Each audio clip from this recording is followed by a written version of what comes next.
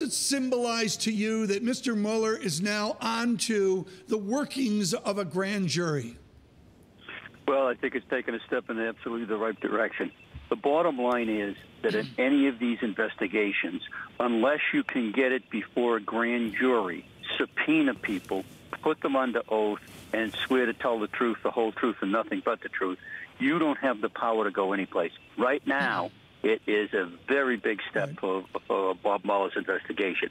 This is what probably should have happened with Hillary Clinton's emails, but it didn't happen. And in that case, nobody had subpoena power. You never arrived at a real logical conclusion. You have seen the experience of people as they go into that room, they're with the FBI in investigations, and then they change. How does the behavior change of someone as they shift to being sworn into a grand jury?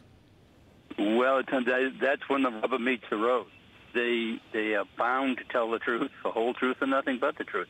And they can face prosecution should they perjure themselves while under oath in front of the grand jury. The other big benefit of the grand jury is it's a secret proceeding. Nothing can leak, or is supposed to leak out of the grand jury. All 6E rules apply when you're in the grand jury. That is, you can't take that information and give it to somebody else and bring it someplace other than the grand jury. So it's a very, very large step, I think, in this investigation, and Bob Mueller has definitely done the right thing. He also has done the right thing in keeping the lid on what he is, in fact, doing, other than the fact that the grand jury is convening. Mr. Gavin, good morning. Guy Johnson in London. Can I just make a point that maybe was made by one of our colleagues earlier? Is this simply about logistics? Is it easier to get people to go around the block than 5 miles down the road? Is that why he's doing it? Is he just putting it in the central beltway just to make sure that actually people are going to turn up?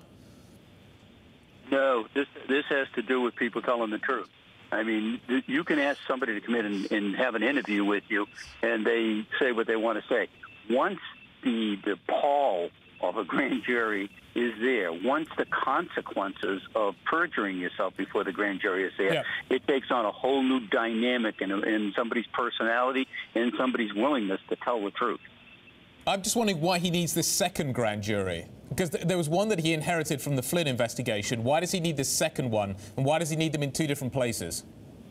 Well, the grand jury that he has is his own grand jury based on his investigation. What gets inherited is I don't know exactly what he did inherit with the grand jury, but I know that this is his own grand jury, and it will be devoted solely to what he is doing and his concerns at this particular point in time. Mr. Gavin, the uniqueness of a grand jury, whether it's in Boston or your service in the other parts of America, is I believe about a maximum of 23 people in the room, but they are selected differently than a normal jury. Who are those people on a grand jury?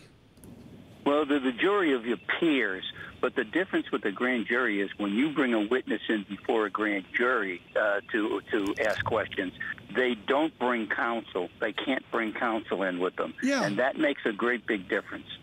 Well, I agree with that. One final question then, and this is the obvious statement, that within this grand jury and a unique president that we have, how would you suggest the president will respond to his family members being in Mr. Mueller's grand jury if they're subpoenaed? How will he respond if they don't have counsel with them?